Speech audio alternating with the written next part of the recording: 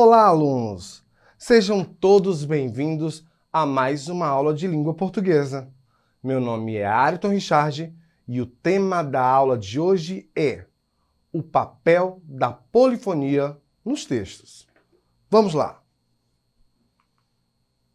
O que é polifonia textual?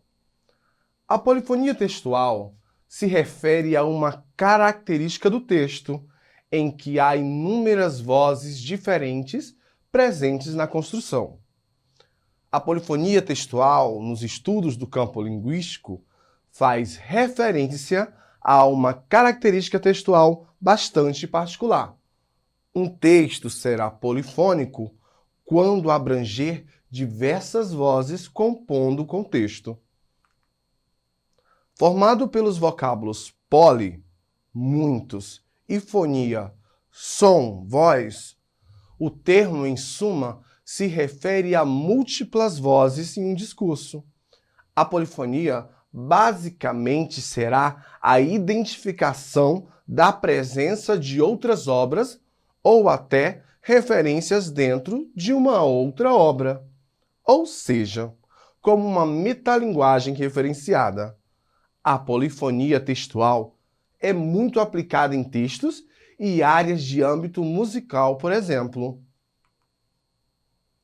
A polifonia musical será referente à presença de duas ou mais diferentes vozes compondo a melodia, ou ainda referente aos sons, quando instrumentos forem capazes de produzir sons variáveis de formas simultânea. Tipos de polifonia. Segundo a área de estudo, tipos diferentes de polifonia podem ser observados, estes sendo, portanto, polifonia discursiva, polifonia textual, polifonia literária, polifonia musical. Ele representa a pluralidade e a multiplicidade das vozes contida em discursos, textos e mensagens. Para Bakhtin, nada seria inédito, e sim tudo seria baseado em algo. Ou seja, haveria outras vozes por trás em referência daquilo. Para chegar a esta conclusão, o filósofo fez uma análise de inúmeros escritores, sobretudo Dostoiévski. Os romances Crime e Castigo, O Idiota e os Irmãos Karamazov foram alguns dos principais. O detalhe foi a sua apresentação no apontamento de diferenças existentes entre monofonia e polifonia textual. Esta agora inédita. Monofonia e polifonia. Monofonia representa o texto que é dotado de apenas uma voz que elabora o discurso. A polifonia, por outro lado, apresenta inúmeras vozes entrecruzadas. Seguindo este raciocínio, Bakhtin observa que as personagens dos romances analisados possuíam diferentes comportamentos, vozes e pontos de vista. Apesar disso, eram incentivadas por um contexto semelhante. Quando o texto se pauta na monofonia, a voz primária é predominante, sobrepondo-se às demais incluídas.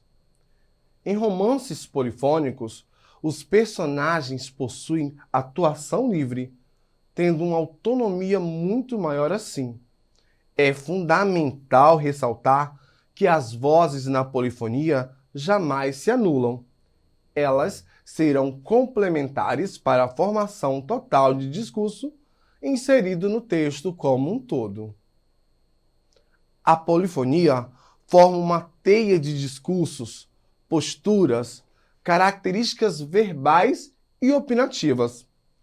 Para Bakhtin, essa forma de dialogismo representaria o princípio da linguagem e, consequentemente, da formação de discursos polifônicos e também monofônicos.